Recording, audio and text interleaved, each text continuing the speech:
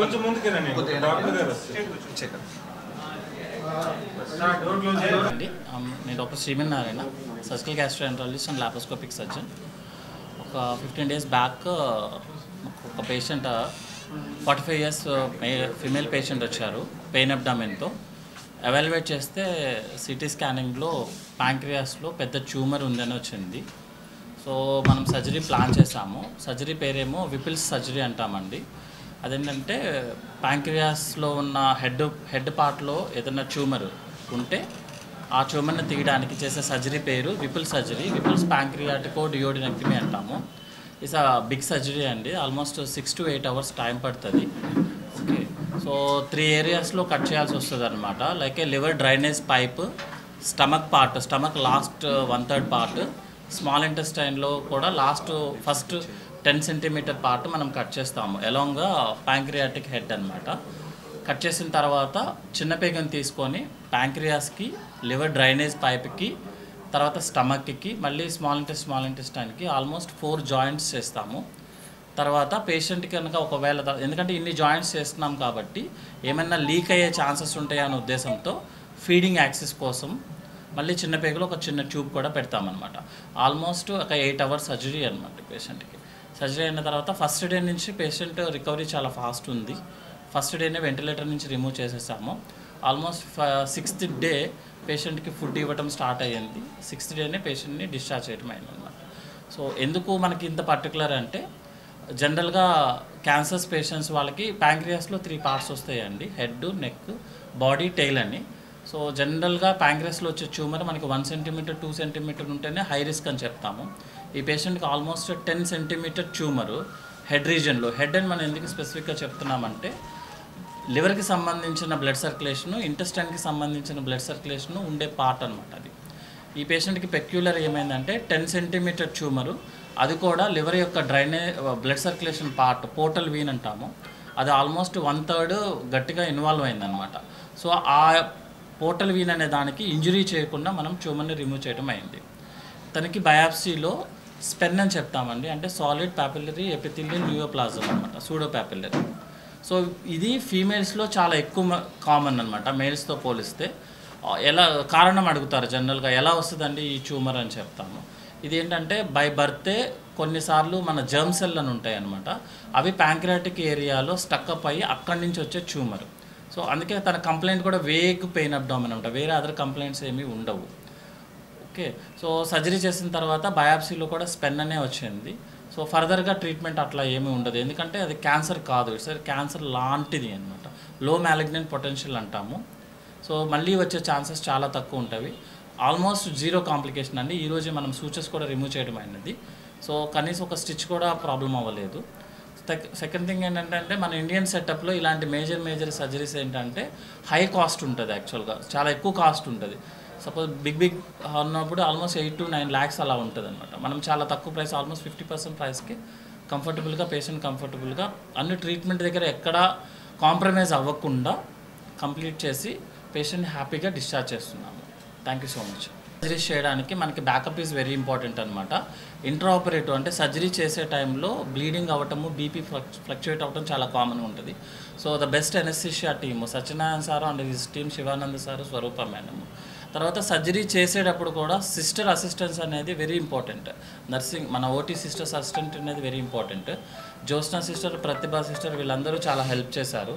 Post operative అయిపోయిన తర్వాత critical care, IC, ఇది అంతా ఇంత మేజర్ సర్జరీస్ అన్నీ ఎప్పుడు టీం వర్క్ అండి. సర్జరీ చేసేటప్పుడు ఎనస్థీషియా, ఓటీ స్టాఫ్ ఎట్లా ఇంపార్టెంటో సర్జరీ అయిపోయిన తర్వాత critical care Pradeep sir and team చూసుకోవడం ఇంపార్టెంట్. ఎందుకంటే సర్జన్ అనేది సర్జరీ చేయడం వరకే ఉంటుంది, మిగతా పార్ట్ అంతా మిగతా departments like anaesthesia department, OT staff, critical care department, surgery అయిపోయిన తర్వాత వార్డ్ సిస్టర్స్ వీళ్ళంతా హెల్ప్ ఉంటుంది. అదేవిధంగా ఎనీ టైం మేనేజ్మెంట్ హెల్ప్ అనేది వెరీ ఇంపార్టెంట్, మేనేజ్మెంట్ కోఆపరేషన్ అనేది వెరీ ఇంపార్టెంట్ అన్నమాట. సో వీళ్ళందరికీ thank you so much. Medicover hospital adenocarcinoma అని చెప్తారు, ప్యాంక్రియాటిక్ ఎడినోకార్సినోమా. ఎప్పుడు క్యాన్సర్స్ ఏంటంటే మళ్ళీ వచ్చే ఛాన్సెస్ ఉంటాయనే ఉద్దేశంతో మనం బయాప్సీ సర్జరీ అయిపోయిన తర్వాత చేసే బయాప్సీలో ఆ రిపోర్ట్ని బేస్ చేసుకుని సపోజ్ లింఫ్ నోడ్స్ పాజిటివ్ ఉన్నాయి అనుకోండి కీమోథెరపీ ఇవ్వాల్సి వస్తుంది. అలా కాకుండా కట్ ఎడ్జ్లో క్యాన్సర్ ఉందనుకోండి కీమోథెరపీ ఇవ్వాల్సి వస్తుంది. బట్ ఈ స్పెన్ అనే కండిషన్లో ఏంటి అంటే వీళ్ళకి లింఫ్ నోడ్స్ ఏం పాజిటివ్ ఉండవు, లో మ్యాలిగ్నెంట్ పొటెన్షియల్ అంటే ఇది క్యాన్సర్ కాదు, ఇట్స్ ఎ క్యాన్సర్ టైప్ అని చెప్తాం అనమాట. సో మళ్ళీ వచ్చే ఛాన్సెస్ 0%. మనం అన్నీ కలిపి అండి అడ్మిషన్ నుంచి ఇన్వెస్టిగేషన్స్ అన్నీ కలిపి 4లో కవర్ చేస్తామండి. 4 lakhs. నార్మల్గా అయితే it will cover at least 8 to 9 lakhs పడుతుంది. జనరల్గా వీక్లీ వన్స్ ఒకటి చేస్తామండి. ఏమండి లక్ష్యం నార్మల్గా వేగ్ పెయిన్ అబ్డామిన్ అని చెప్తారండి, వెయిట్ లాస్ అను బాడీ వెయిట్ తగ్గాము అని చెప్తారు, ఆకలి తగ్గిందని చెప్తారు. మెయిన్ 3 కంప్లైంట్ ఉంటుంది. కొంతమందిలో జాండీస్తో కూడా వస్తారనమాట. జాండీస్తో వస్తే జనరల్గా మనము క్యాన్సర్ లాగా ట్రీట్ చేస్తాం, ఎవాల్యుయేషన్ అంతా క్యాన్సర్ లాగా వెళ్తుంది అనమాట. స్టేజెస్ అయితే క్యాన్సర్ పేషెంట్స్కి ఉంటుందండి. యాక్చువల్గా ఓన్లీ ప్యాంక్రియాస్లో ఉంటే స్టేజ్ 1 అంటాము, ప్యాంక్రియాస్కి ఉన్న పక్కన ఉన్న వెజల్స్కి స్ప్రెడ్ అయితే స్టేజ్ 2 అంటాం, లింఫ్ నోడ్స్కి స్ప్రెడ్ అయితే స్టేజ్ 3 అంటాం, లివర్కి స్ప్రెడ్ అయిపోతే స్టేజ్ 4 అంటాం. లేడీస్లో సేమ్ లక్షణాలు ఉంటాయండి. బట్ క్యాన్సర్స్ అయితేనేమో జెంట్స్లో ఎక్కువ, ఇలాంటి స్పెన్ అనే కండిషన్స్ ఏమో ఫీమేల్స్లో ఎక్కువ ఉంటుంది. సక్సెస్ రేటు విపుల్ సర్జరీ చేసిన వాళ్ళకి ఆల్మోస్ట్ 95% సక్సెస్ రేట్ ఉందండి. ఒక 5% ఏంటంటే కొంచెం లీక్స్ అవుతాయి అనమాట. అంటే మనం పేగులను అతికిస్తాం కదా, వాళ్ళకి ఏంటంటే జస్ట్ ఒక 5 days 10 days ఎక్స్ట్రా కేర్ తీసుకుంటే they are so getting normal అండి. తల్లిదండ్రులు నార్మల్గా ఈ రోజుల్లో క్యాన్సర్స్కి స్పెసిఫిక్గా రీజన్స్ ఏం లేదండి. బట్ జెనెటికల్గా అంటే లైక్ ఫ్యామిలీలో తల్లిదండ్రి అని కాదు, మన జీన్స్లోనే ఆల్రెడీ ప్రోగ్రామ్ ఫిక్స్ అయిపోయి ఉంటుంది. సో ఇప్పుడు ఈ పేషెంట్కి ఉన్న కండిషన్లో ఏంటి అంటే మన బాడీ వచ్చేటప్పుడే బై బర్త్ వచ్చేటప్పుడే జర్మ్ సెల్ అని ఒకటి ఉంటుంది. అంటే అది ఎలాగైనా మారుతుంది అనమాట. లైక్ క్యాన్సర్ కింద మారచ్చు, బోన్ కింద, అలాంటి దానివల్ల వస్తుంది ఈ కండిషన్. బట్ క్యాన్సర్స్ జనరల్గా బై బర్త్ మనకు ఆల్రెడీ ఇంప్రింట్ అయ్యే వస్తాము. క్యాన్సర్స్ అయితే 50 ఏజ్ గ్రూప్లో ఎక్కువ అండి. ఈ స్పెన్ అనే కండిషన్ 30 years ఏజ్ గ్రూప్లో కామన్. టీమ్ ఎఫర్ట్, టీమ్కి ఒక లీడర్ ఉండాలి, మిగతా వాళ్ళందరూ కలిసి పనిచేయాలి. దాంట్లో లీడర్షిప్ అడ్మినిస్ట్రేషన్ అనుకుంటే మిగతా వాళ్ళందరూ మేము we are all work as a team. అప్పుడే ఇటువంటి పేషెంట్స్ కాంప్లికేటెడ్ పేషెంట్స్ బయటకు వస్తారు. డాక్టర్ వల్ల నిజంగా చెప్తాను కదా, సినిమాల్లో బాలకృష్ణ కన్ఫర్మ్ చెప్తాను, ఇలాంటి డాక్టర్ చెప్తాను నా ఒపీనియన్లో వరల్డ్లో లేరు. చాలా సక్సెస్గా ఎట్లా అంటే ఒక ఫ్యామిలీ మెంబర్ లాగా ట్రీట్ చేశాను. చాలా సూపర్ డాక్టర్ ఆయన, ఒక ఫ్యామిలీ మెంబర్ ఆయన మనకు మంచిగా ట్రీట్ చేసిండ్రు. ఇలాంటి డాక్టర్ ప్రతి హాస్పిటల్లో ఉండాలని నా కోరిక అంతే. కానీ ఆపరేషన్ అయితే ఎక్సలెంట్. మిత్రులందరికీ ఇక్కడికి వచ్చినందుకు ధన్యవాదాలు. అండ్ ఈ పర్టికులర్ సర్జరీ అంటే రెగ్యులర్గా మనం చూస్తుంటాము హాస్పిటల్స్లో ఈ సర్జరీస్ అవుతుంటాయి. బట్ ఏంటంటే this is a really very special case.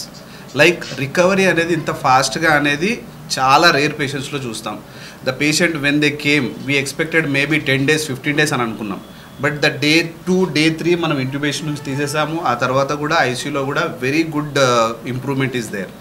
And coming forward also ఫ్యూచర్లో కూడా మేము ఇలాంటి సర్జరీస్ సక్సెస్గా చేస్తామని చెప్పేసి చాలా అదిగా మా డాక్టర్ గారి సమక్షంలో చెప్తున్నాను.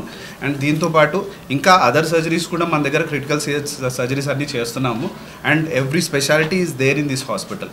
అండ్ ఫ్రమ్ అవర్ సైడ్ పేషెంట్కి కూడా మా సైడ్ నుంచి థ్యాంక్స్ చెప్తున్నాము. If anything is there you want to say, please say something. Thank you.